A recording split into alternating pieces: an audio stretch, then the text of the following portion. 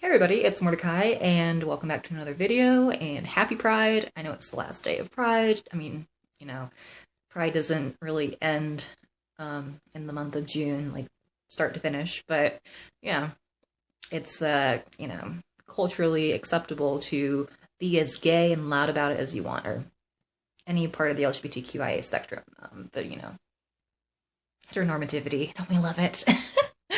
um, Anyway, I just wanted to talk about my romantic identity, not just my sexual identity, because I still identify as asexual, still very confident in that.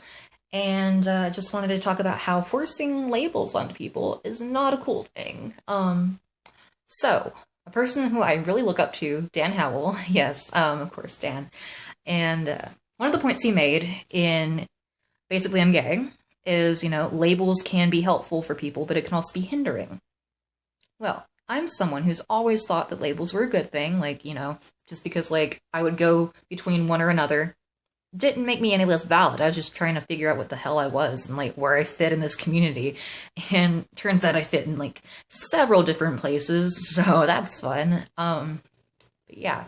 It can still be hindering, only because, in my personal, experience with it, people expect you to fit neatly into these boxes instead of branching out and blending over into other categories. Like I said, I belong in many different categories in the LGBTQIA spectrum, and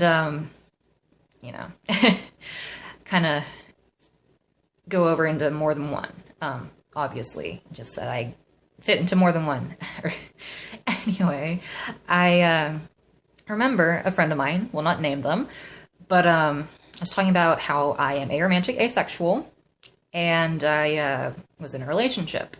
And, some people are like, that doesn't make sense, even though aromanticism is no or little attraction romantically.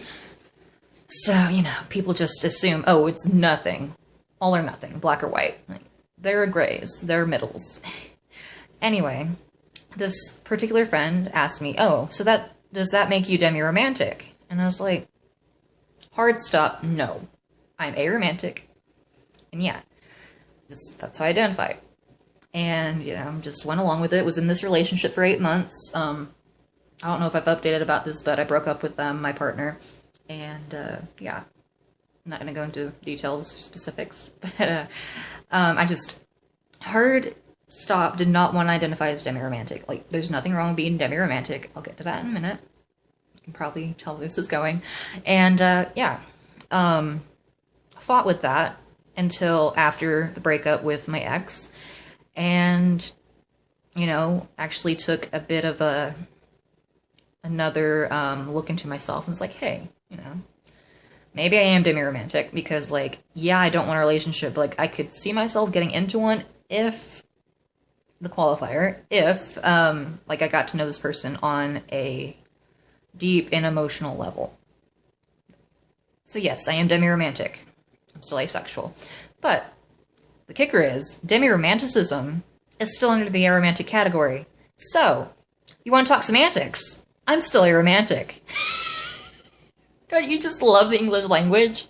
I'm a creative writing major, and I don't. I hate it. Yeah, we can express ourselves in so many different ways. But, people get caught up on it has to be this specific thing that they understand. Or it's oh, you are this instead of this?